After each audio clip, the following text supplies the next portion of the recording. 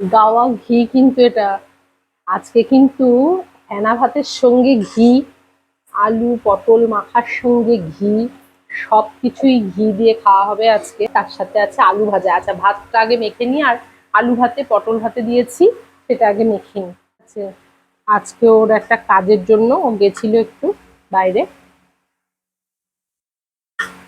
আলু ভাতে পটল ভাতে নুন দিয়ে আর ঘি দিয়ে আর কাঁচা লঙ্কা দিয়ে আগে একটু মেখে নিই।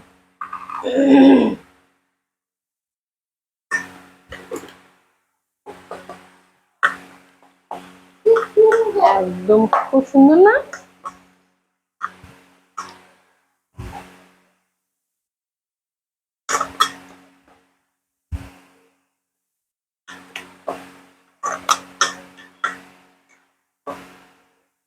দেবো সাইডে।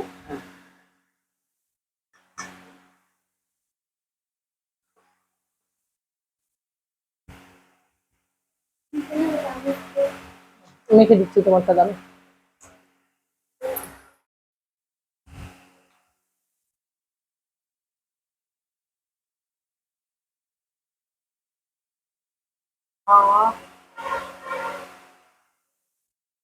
এই শ্রাবণ মাসের আজকে শেষ সোমবার হয়ে গেল।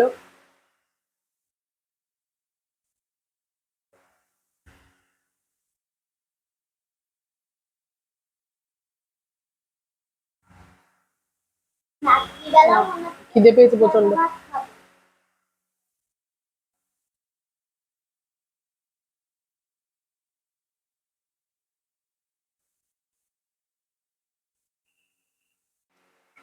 তো আলু ভাজা না নিলে কিন্তু ঠিক জমে না।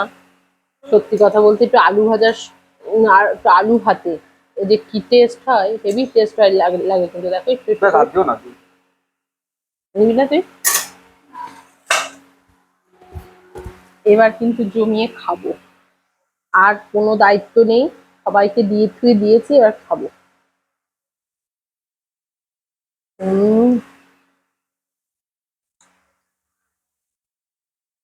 এই ছোটবেলার স্কুলে কথা মনে পড়ে গেল।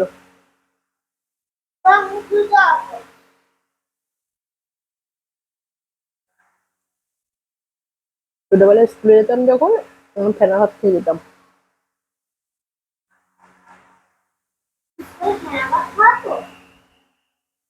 আমাদের সময় স্কুলে কিছু খাওয়াতো না। আমার মা বাড়ি থেকে ফেনা ভাত করে দিত, আমরা সমাসম খেয়ে নিতাম। ঘি দিয়ে ফ্যান দিয়ে মেখে দিত, কোনোদিন কোনোদিন ফেনা ভাত খেয়ে যেতাম।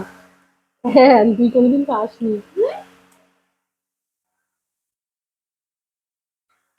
আমরা ঘি দিয়ে ফ্যান দিয়ে খেয়ে স্কুলে যেতাম, জানো?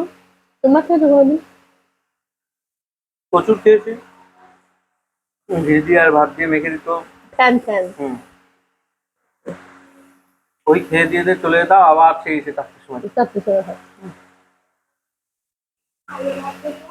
সকালে খেয়েছি পরোটা, আর এখন পরোটা বলতে মিষ্টির দোকান থেকে পরোটা এনেছিল একটু সকালে খাওয়ার জন্য, খেয়েছি।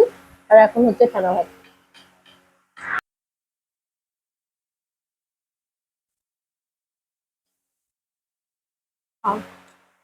খেতে বসার তোর যদি অনেক, খেতে বেশি টাইম লাগে না।